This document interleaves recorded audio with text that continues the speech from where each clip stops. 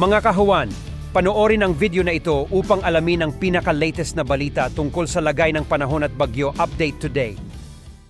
May 13, 2024. At sa ating latest satellite images natin, makikita natin na easterlies o yung hangin nagmumula sa karagatang Pasipiko ang makakaapekto pa rin, partikular na sa malaking bahagi ng ating bansa. Magdadala pa rin ito ng medyo mainit na tanghali habang mas malaking tsansa ng mga pag-ulan sa hapon o sa gabi. Ito po yung mga isolated rain showers and thunderstorms. Kaya lagi po tayong tumutok sa mga update ng pag-asa, partikular na sa ating mga Regional Services Division para sa mga thunderstorm advisories na maaari pong ipalabas ng ating ahensya na nag-indicate ho ng mga lugar na mayroong mga posibilidad ng mga thunderstorms kung gaano kalakas at gaano katagal. Sa kasalukuyan din, wala tayong minomonitor na anong mga low pressure area sa loob at labas ng Philippine Area of Responsibility. Kaya ho for this week, medyo malit pa rin yung tsansa na magkaroon tayo ng bagyo.